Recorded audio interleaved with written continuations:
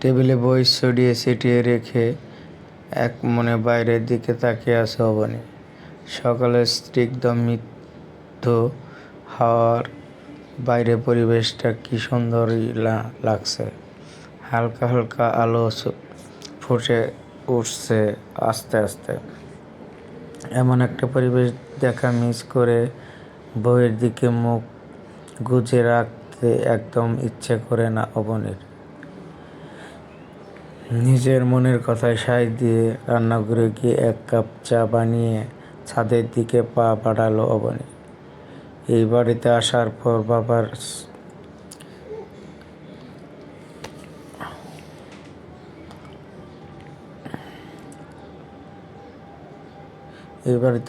পর কাজের চাপে ছাদে যাওয়া হয়নি একবারও। সিঁড়ি বেয়ে ছাদের কাছে আসার পর কারো গুনগুনিয়ে গিটারের শব্দ থেমে গেল অবনীর। এত সকালবেলা গান করছে কে? অবনী একটু এগিয়ে গিয়ে দেখল একটি ছেলে ছাদের এক কোণায় বসে চোখ বন্ধ করে গিটারে বাজিয়ে গুনগুন করে গান গাইছে। অবনী দ্বিধাদ্বন্দ্বে পড়ে গেল, তার কি এখন ছাদে যাওয়া উচিত?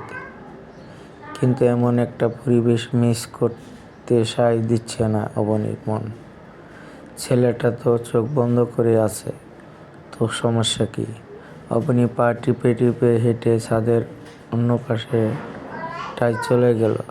ছাদটা খুব সুন্দর, চারিদিকে ফুলের গাছ দিয়ে ভরা, যা খুব সুন্দর করে ছাদটাকে ফুটিয়ে তুলেছে।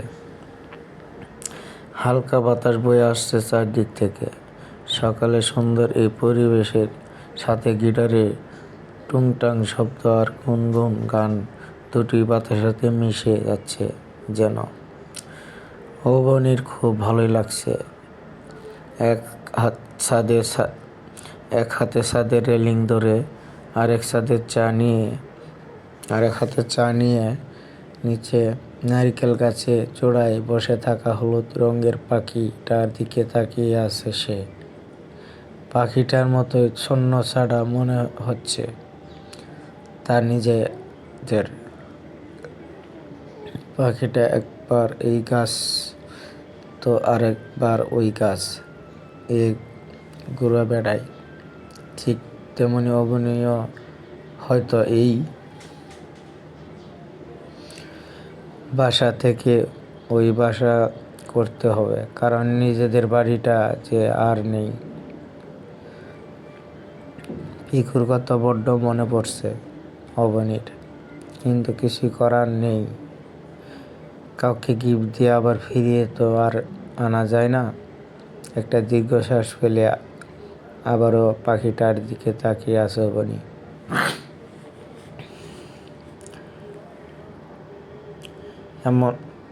এখন আর গান বা গিটারের শব্দ পাওয়া যাচ্ছে না।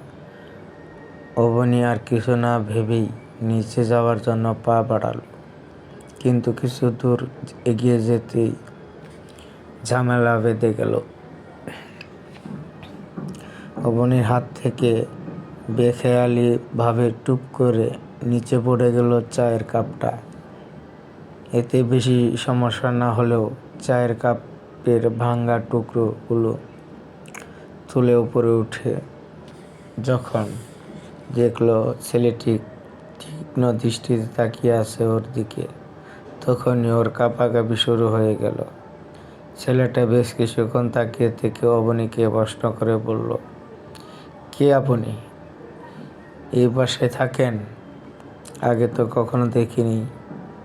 আপনি ছাদে আসলেন বা কখন? আপনি জানেন না ছাদে বাচ্চাদের আসা নিষেধ? ছেলেটির কথা শুনে অবনী কাঁপাকাঁপি আরো বেড়ে গেল। ওকে দেখলে মনে হবে ও কাঁপাকাঁপির প্রতিযোগিতায় নেমেছে, কিন্তু এতে ছেলেটা যেন আরো বিরক্ত হচ্ছে। কাঁপাকাঁপি বন্ধ করে উত্তর দিন, ধমক দিয়ে। অবনীর মুখ দিয়ে এবার গড় গড় করে কথা বেরিয়ে লাগলো। আমি অবনী, এই বাড়িতেই থাকি। দ্বিতীয় তলাতে। অবনীর কাঁপাকাঁপি দেখে ছেলেটা এবার পিক করে হেসে দিল। ছেলেটার হাসি ও অবনীর যেন একটু সাহস পেল, তবুও ঠিক করে দাঁড়াতে পারছে না সে। ছেলেটা হাসি বন্ধ করে বলল, কাঁপাকাঁপির মিশন বন্ধ করুন, নইলে যে কোনো সময় ছাদ থেকে পড়ে যেতে পারেন।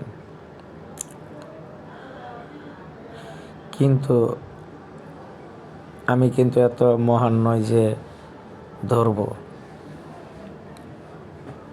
BTW বাচ্চাদের ছাদে আসা নিষেধ, জানেন না? অবনীর একবার রাগ হচ্ছে প্রচুর। ওকে কি বলে বাচ্চা মনে হয় নাকি, যে ও ছাদে এলে ফুল ছিঁড়ে ফেলবে বা ছাদ থেকে পড়ে যাবে?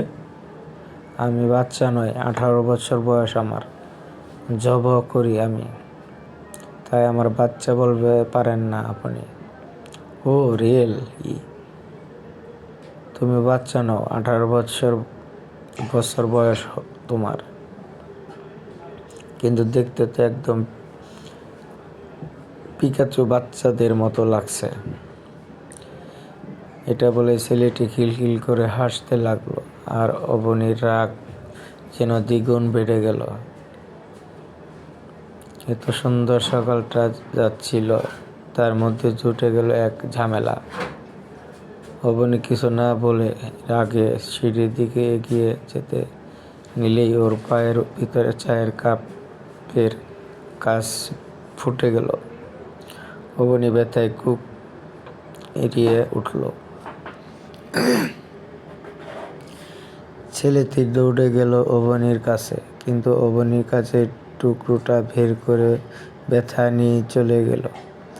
আর প্রত্যেকটা সিঁড়িতেই ওর পায়ের রক্ত লাগতে লাগলো। ছেলেটি চিল্লিয়ে বলে উঠল, হে জালমরিচ, সাবধানে!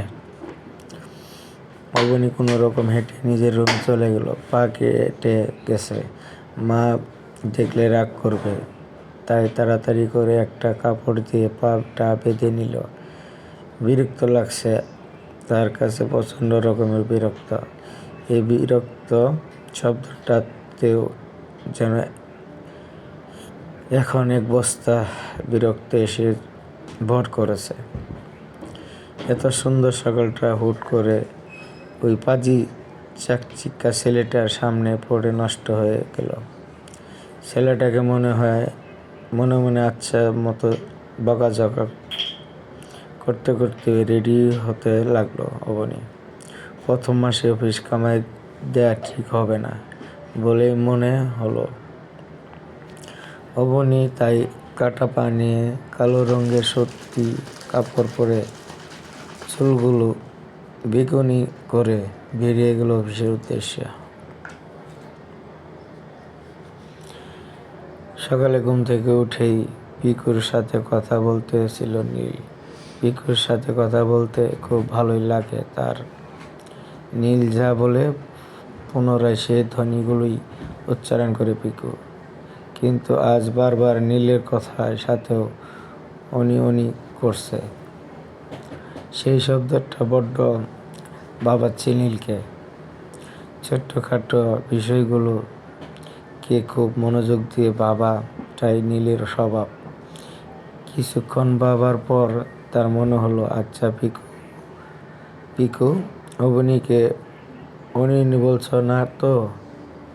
পোষা পাখি বলতেই পারে, হয়তো মিস করছে তার মালিককে। মানুষরা ভালোবাসার মূল্য দিতে পারে না তো পারলেও পোষা পাখি ঠিক দেয়।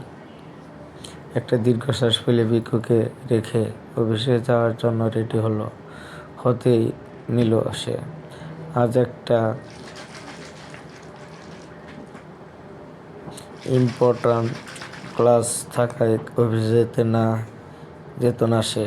কিন্তু পিকু অবনীকে খুব বেশি মিস করছে বলেই মনে হলো তার, তাই পিকুকে নিয়ে অফিসে যাবে আজ। কাটা পা নিয়ে খুব কষ্টে করে নিজের কেবিনে এসে বসলো অবনী। প্রথম ব্যথা কম হলেও আস্তে আস্তে যেন ব্যথা বাড়ছে। সকালটা ভালো গেলেও এমন মন ভালো নেই অবনীর।